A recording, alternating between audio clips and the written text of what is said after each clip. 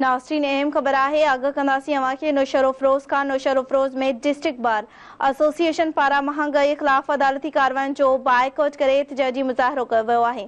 मोहम्मद अयाज़ मरी ऐं ॿियनि वकील अॻवाननि जो चवणु हो त पेट्रोल जे अघनि में वाध ऐं महांगाई सबबि ग़रीब तबिको सख़्त ॾुखियाईनि खे मुंहुं ॾियण ते मजबूर थी वियो आहे। वकील अॻवाननि ॿुधायो त आम वहापे वारनि शयुनि जे अघनि में वाध सबबि पोरियो तबिको ॿिनि वेलनि जी मानीअ लाइ बि परेशान आहे। बिल्कुल नाज़रीन, अव्हांखे आगाह कयूं पिया नौशरो फ़िरोज़ खां। नौशरो फ़िरोज़ में डिस्ट्रिक्ट बार एसोसिएशन पारां महांगाई ख़िलाफ़ अदालती कार्रवाइयुनि जो बाइकॉट करे एहतिजाजी मुज़ाहिरो कयो वियो आहे। इन जा वधीक अपडेट मालूम कंदासीं। अख्तर चांडियो नौशरो फ़िरोज़ खां लाइन ते मौजूद आहे। जी अख्तर चांडियो, वधीक अपडेट कजो।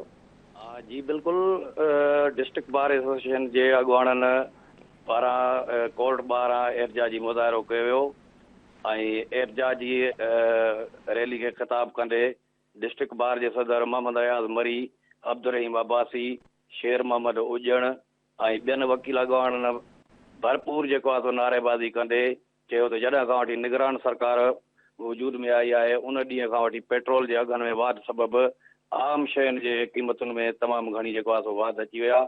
ग़रीब माण्हू ॿिनि वेलनि जी मानी लाइ तड़पी रहिया आहिनि। हुननि चयो त महांगाई ते कंट्रोल न कयो वियो त असां वज़ीर आज़म हाउस इस्लामाबाद ॾाढो धरणो लॻाए वेंदासीं। ठीकु आहे, वॾी महिरबानी अपडेट ॾियण जे लाइ।